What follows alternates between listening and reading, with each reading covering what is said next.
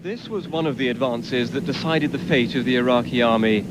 American forces, filmed yesterday, swept along the Euphrates Valley, past the debris of Iraqi conscript units already defeated, and on to block the escape of the Republican Guard, and then to destroy it.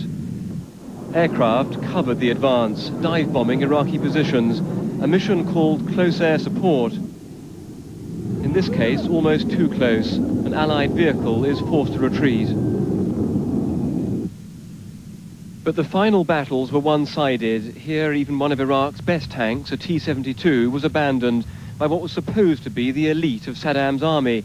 They haven't all given up, though, and today the Americans reported at least 2 Iraqi attacks after the ceasefire.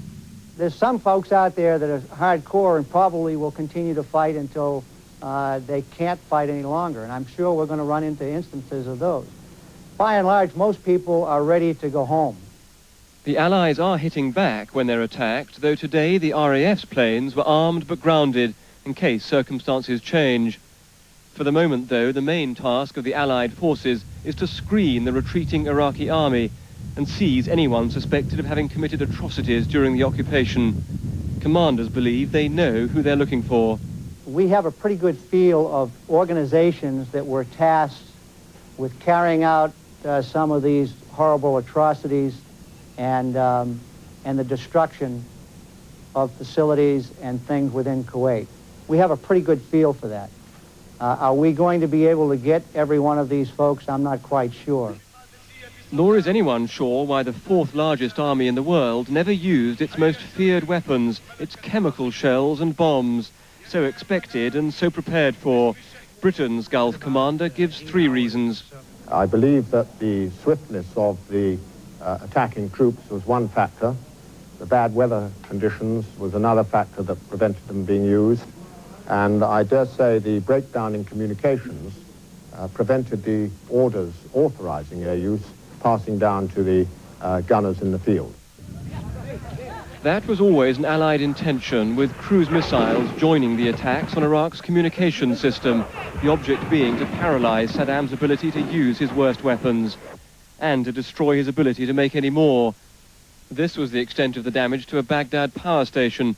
If the assessments of Allied commanders are correct, the same has been done to chemical and biological warfare plants. So, from Allied command, this is the conclusion. It's been a great victory, and let's make no bones about it. We needn't be shy about it. We needn't be demure about it. A great victory. And if I've got one message for the people at home today, it's this. Get out there and ring your church bells, because the servicemen and women of the British contingent in the Gulf are going to be got home just as soon as we can tidy up things in the theatre and clear the battlefield. That may take months or even years, not just clearing up the huge minefields, but also caring for the 175,000 Iraqi prisoners now in Allied custody. That's about half Iraq's occupation army. A lasting image of the outcome of what was supposed to be the mother of all battles. Plan to say had leaked before his broadcast. Still, America held its breath as Mr. Bush announced the end of fighting. All United States and coalition forces will suspend offensive combat operations. Unrealistically, perhaps, the president said it wasn't a time for euphoria.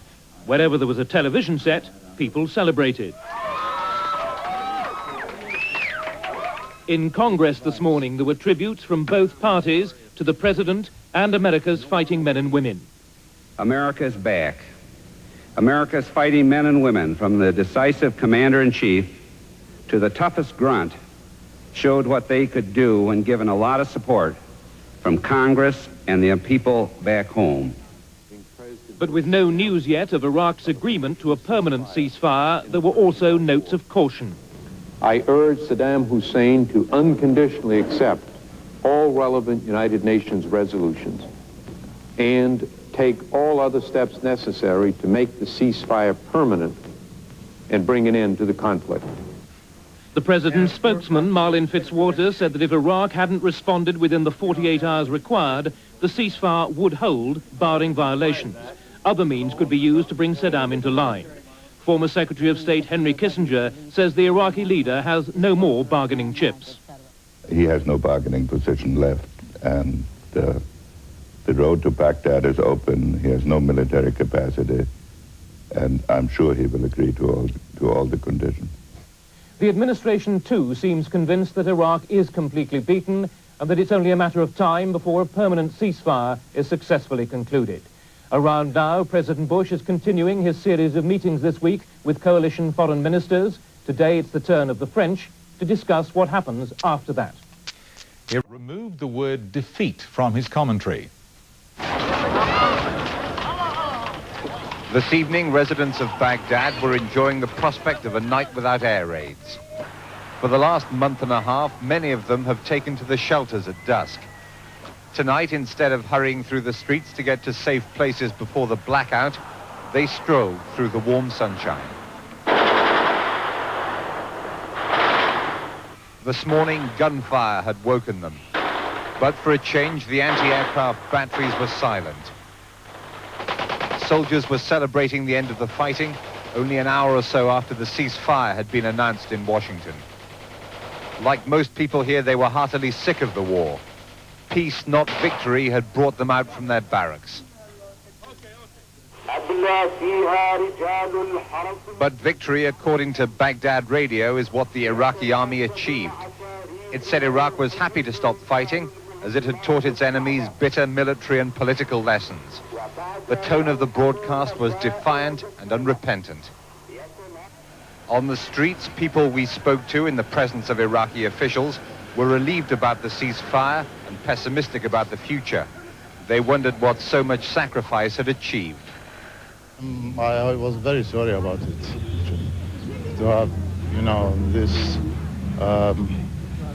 tremendous activity going to nowhere. You see what I mean?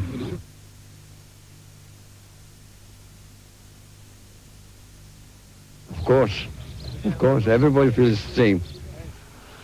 Heavy bombing of Baghdad had stopped only in the hour before President Bush made his announcement. By this morning, new fires had been started next to old ones. Many ordinary Iraqis, whatever their feelings about Saddam, have become convinced that the bombing had a political as well as a military purpose. They believe it was aimed at destroying their country's independence for years to come. No one here pretends it will be easy for Iraq to mend its relations with the West and with the Arab members of the coalition. To make matters worse, the bitterness many Iraqis already feel will increase if the Allies impose a punitive peace settlement.